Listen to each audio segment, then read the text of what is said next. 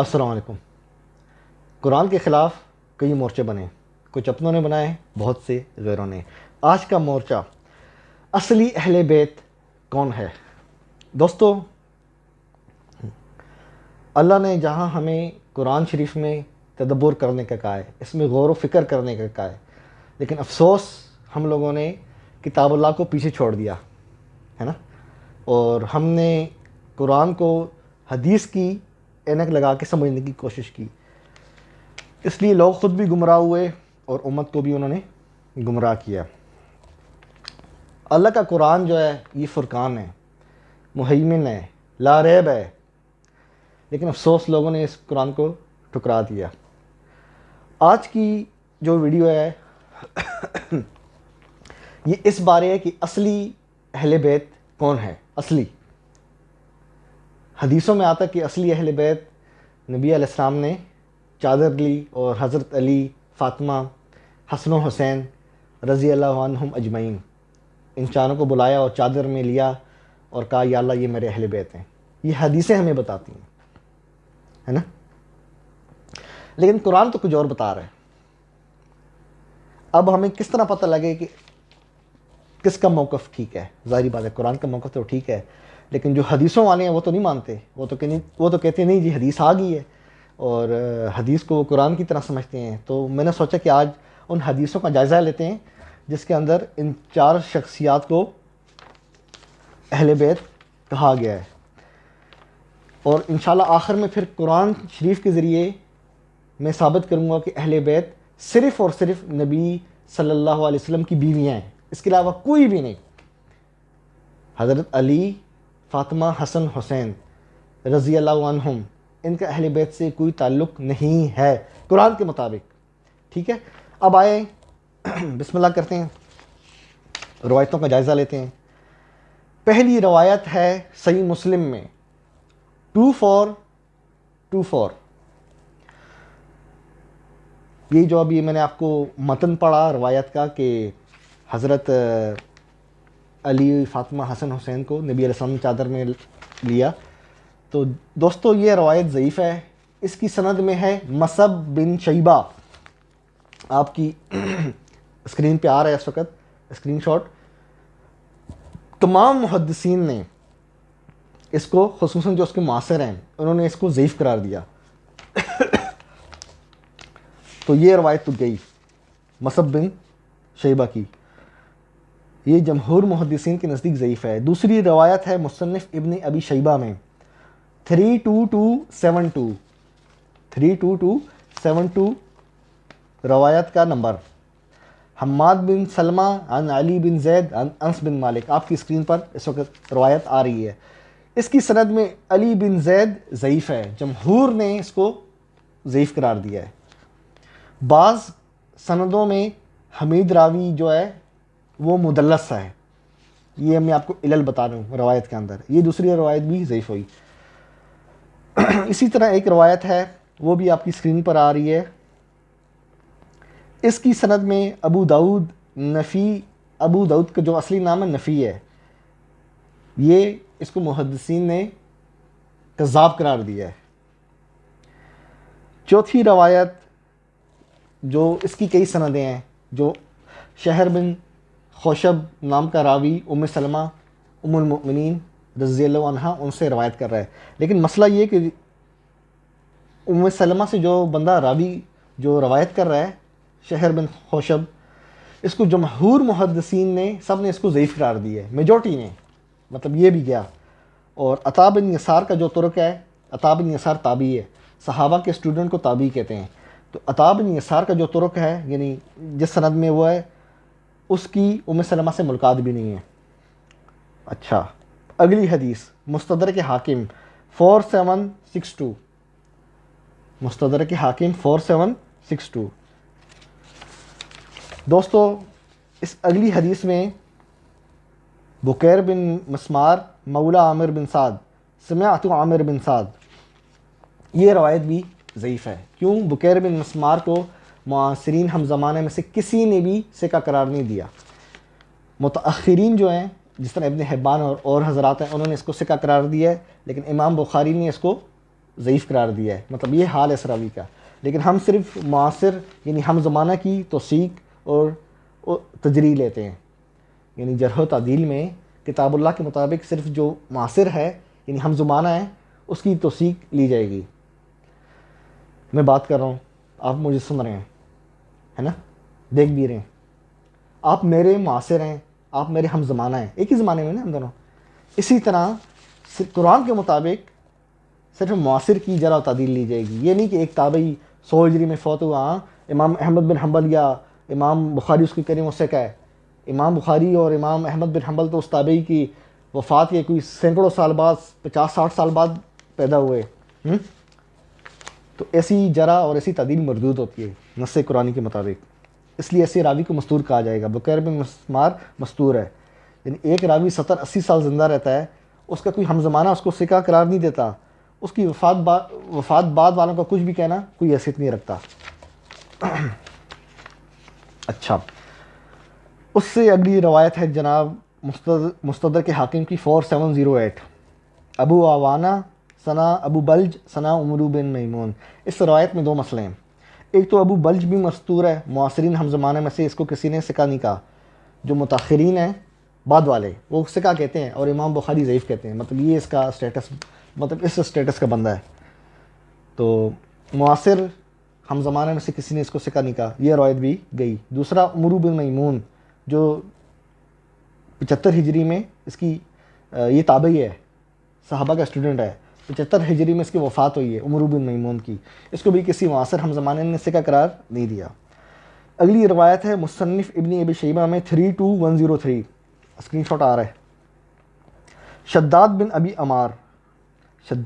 ابی عمار یہ بھی تابعین میں سے ہیں. اس کو یہ بھی مستور ہے، اس کو بھی معاصر ہم زمانے میں سے کسی نے ثقہ نہیں کہا. تو دوستو یہ حال تھا ان روایات کا جو آپ کو بتا رہی ہیں کہ نبی علیہ السلام نے چادر میں اپنے بیٹی، داماد اور دونوں نواسوں کو لیا اور کہا یہ میرے اہل بیت ہیں. اب نبی کی حضرت فاطمہ کے علاوہ بھی 3 بیٹیاں تھیں سکی، سنی شیعہ کتابوں میں. آپ نے انہیں نہیں لیا، پہلا سوال. داماد تو اور بھی تھے، حضرت عثمان تھے، حضرت ابو ربیع تھے، ہیں، انہیں بھی نہیں لیا. صاف پتہ لگتا ہے کہ یہ کہانی گڑھی گئی ہے. اچھا، جو سندیں ہیں ان کا حال آپ نے دیکھ لیا ہے نا. یہ تو اللہ نے کہا ہے قرآن میں ان جاءکم فاسقٌ بنبأ فتبینوا، اگر تمہارے پاس کوئی خبر آئے تو اس کی تصدیق کرو. تصدیق کے لیے معاصر ہم زمانہ ہونا نص قرآنی ہے. اب میں بولوں کہ علامہ اقبال کے جو والد صاحب تھے وہ ان کا حافظہ کمزور تھا. پہلا سوال جو آپ مجھ سے کریں گے، آپ بولیں گے بھائی ابو جعفر تنولی صاحب ہیں، اب تو زمانے میں تھی نہیں، بولیں گے نا. تو یہ ہوتا ہے کہ ہمیشہ ہم زمانہ جو ہے نا ان کی ہمیشہ جرح اور تعدیل لی جاتی ہے. یہ جتنے بھی راوی ہیں جن کے میں نے ابھی نام گنے اور آپ نے اسکرین شاٹ پہ دیکھا، میجورٹی کو معاصرین ہم زمانہ نے کسی نے ثقہ قرار نہیں دیا. مطلب یہ اسٹیٹس تھا ان روایات کا. اب جو سب سے بڑی کتاب ہے کتاب اللہ، اب دیکھتے ہیں وہ کیا کہتی ہے. صحیح بخاری کے اندر یہ عقیدہ ہے ہمارا. جب نبی علیہ السلام سے پوچھا گیا، تو جب ایک صحابی سے پوچھا گیا تو اس نے کہا کہ یہ اسکرین شاٹ بھی آپ کے آ رہا ہے. اس نے کہا کہ نبی علیہ السلام نے تو ہمیں صرف ایک ہی وصیت کی ہے، وہ ہے کتاب اللہ یعنی قرآن کی. اور شیعوں کی کتاب اصول کافی جو سب سے بڑی کتاب ہے، اس کے اندر بھی ہمارا عقیدہ ہے کہ ہر روایت کو قرآن پہ پیش کرو، ہے نا. ہمارا اور یہ جتنے بھی فرقے والے ہیں نا، دیوبندی، بریلوی، اہل حدیث، شیعہ، یہ چاروں، ان کا اور ہمارا فرق یہ ہے کہ یہ گھوم پھر کے نا راؤنڈ اباؤٹ میں چرنگی ہوتی ہے نا، جو جس کو گول چکر کہتے ہیں، وہاں پہ گھوم پھر کے یہ واپس آتے ہیں منزل کی طرف. یہ گھوم پھر کے قرآن کی طرف آتے ہیں اور ہم لوگ سیدھا ڈائریکٹ آتے ہیں قرآن کی طرف. یہ ہمارا اور ان کا فرق ہے. دوستو یہ قرآن شریف میرے ہاتھ میں، تو وقت ضائع نہیں کرتے، آپ کا وقت بھی قیمتی ہے. اب دیکھتے ہیں قرآن کیا کہتا ہے نا. جو اللہ کی کتاب ہے اس کا فیصلہ تو سب کو منظور ہونا چاہیے. آپ لوگ جن کے پاس ابھی فی الحال قرآن میسر ہے، اویلیبل ہے، وہ کھول سکتے ہیں۔ سورہ آل عمران، آیت ہے 121۔ اس کے اندر اللہ پاک فرما رہا ہے وَإِذْ غَدَوْتَ مِنْ أَهْلِكَ تُبَوِّئُ الْمُؤْمِنِينَ مَقَاعِدَ لِلْقِتَالِ، اور اے محبوب جب تم صبح کو اپنے اہل خانہ سے برآمد ہوئے مسلمانوں کو لڑائی کے مورچوں پر قائم کرتے ہوئے۔ یہ میرے پاس جو ہے نا، یہ کنز الایمان جو یہ ہے ترجمہ، یہ بریلوی حضرات کا ہے اور اہل حدیث حضرات کا بھی ہے۔ آپ دیکھیں اللہ پاک نے کیا فرمایا، وَإِذْ غَدَوْتَ مِنْ أَهْلِكَ، آپ جب اپنے اہل خانہ سے نکلے۔ اہل خانہ کون ہے؟ نبی علیہ السلام کے اہل خانہ کون ہے؟ نبی علیہ السلام کہاں سے نکلے؟ اپنے اہل خانہ، اپنے گھر سے۔ حضرت فاطمہ تو اپنے گھر میں اور بیٹیاں اپنے گھر میں، تو نبی کے گھر میں کون ہے؟ نبی کے ساتھ کون ہے؟ نبی کے گھر میں نبی کی بیویاں۔ یہ تو تھی پہلی دلیل کہ اللہ پاک نے نبی علیہ السلام کی جو گھر والے ہیں انہیں اہل کہا۔ یہ تو اہل بیت کی پہلی دلیل تھی۔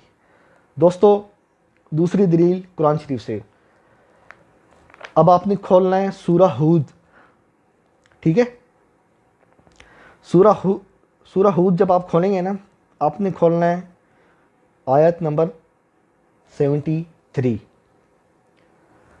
اس میں جب فرشتے حضرت ابراہیم علیہ السلام کے پاس آئے اور آپ کو خوشخبری دی بچے کی، تو آپ کی بیوی آپ کے ساتھ تھی، مطلب ابھی اولاد نہیں ہے،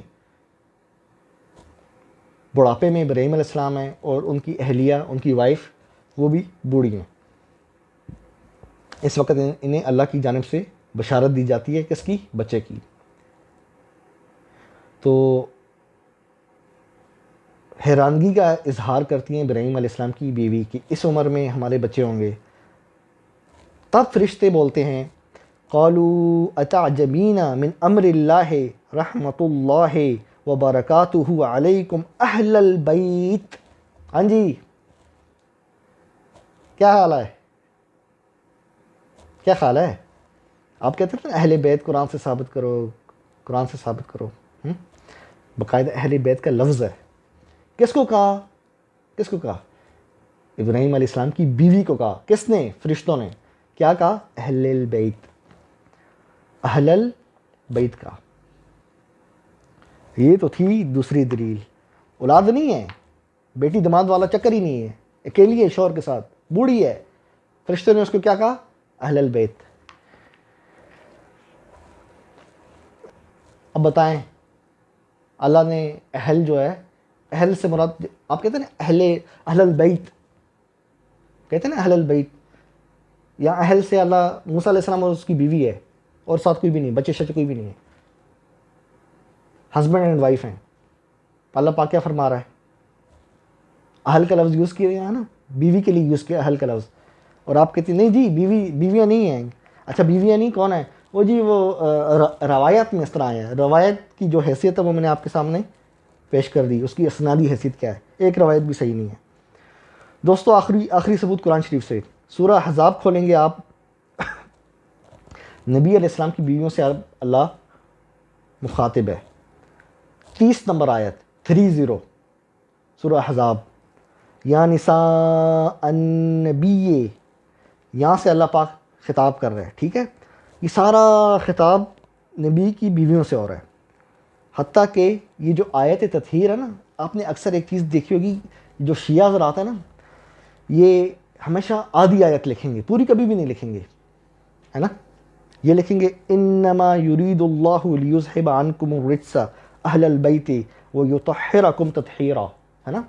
آدھی آیت لکھیں گے، حالانکہ آیت شروع ہوتی ہے وَقَرْنَ فِي بُيُوتِكُنَّ سے، 33 نمبر آیت یہاں سے شروع ہو رہی ہے، لیکن کبھی بھی کوئی بھی دیکھ لیں آپ، کوئی بھی شیعہ پوری آیت نہیں لکھے گا، مطلب کہ بیچ میں سے نکال کے نا اور روایت فٹ کر کے نا آپ کو پیش کر دے گا، دیکھیں جی یہ اہل بیت ہے، حالانکہ آیت دیکھیں، سیاق اور سباق دیکھیں، مخاطب کس سے ہے اللہ۔ اچھا ایک اعتراض اور، اکثر شیعہ حضرات اعتراض کرتے ہیں کہ یہ مذکر کا صیغہ ہے وَيُطَهِّرَكُمْ تطہیرہ، یہ جو اللہ پاک نے فرمایا نا انما یرید اللہ لیذہب عنکم الرجس، عنکنہ نہیں کہا، وَيُطَهِّرَكُنَّ نہیں کہا، مطلب مذکر کا صیغہ اللہ پاک نے استعمال کیا ہے۔ تو ٹھیک ہے، پھر آپ سیدہ فاطمہ کو بھی نکال دیں، امہات المؤمنین کو بھی نکال دیں، ہیں کیا خیال ہے؟ نکالیں گے؟ پھر آپ بھاگیں گے روایت کی طرف، نہیں جی وہ روایت کے اندر آ رہا ہے۔ ہمیشہ جس طرح ہر لفظ کو اس کے کلام کے سیاق میں دیکھا جاتا ہے نا دوستو، اسی طرح آیت کا سیاق و سباق دیکھیں۔ 29 نمبر سے اللہ، اس سے پہلے بھی اللہ ازواج کے بارے میں بات کر رہا ہے، لیکن یہاں ڈائریکٹ خطاب کر رہا ہے، براہ راست خطاب کر رہا ہے، بیویوں سے خطاب ہو رہا ہے۔ اور اس کے بعد والی آیت جو ہے اس کے اندر بھی بیویوں سے خطاب ہے، مطلب شروع سے لے کے آخر تک سارا خطاب بیویوں سے ہے۔ تو آپ اندازہ لگا لیجئے کہ قرآن کے کوئی عام بھی جو عقل والا شخص ہے نا، جس کے ذہن میں یہ روایات والا فطور نہیں ہے، وہ جب قرآن کا اگر ترجمہ بھی سادہ بھی پڑھے گا نا، اس کے ذہن میں کیا آئے گا کہ نبی علیہ السلام کی بیویوں سے اللہ پاک مخاطب ہے۔ ابراہیم علیہ السلام کی بیوی کو اہل البیت کہا گیا ہے، وہاں سب مانتے ہیں، نبی کی بیوی کو اہل البیت ماننے کو تیار نہیں ہے۔ بتائیے اب ایسے لوگوں کا کیا علاج ہے، مجھے بتائیں۔ اور پھر کہتے ہیں آپ لوگ ہمیں منکر قرآن مت کو، بھائی پھر آپ کو کیا بولیں، کیا بولیں بتائیں آپ؟ پھر آپ بھاگتے ہیں روایتوں کی طرف، اور روایتوں کی اسنادی حیثیت میں نے آپ سے بیان کر دی ہے۔ فرشتوں نے اہل البیت کس کو کہا؟ بیوی کو۔ موسیٰ علیہ السلام جب اپنی بیوی وائف کے ساتھ نکلے، اہل کس کو کہا؟ اللہ پاک نے اہل کس کو کہا؟ اللہ پاک نے موسیٰ علیہ السلام کی بیوی کو اہل کہا۔ اور یہاں پہ اہل البیت کون ہے؟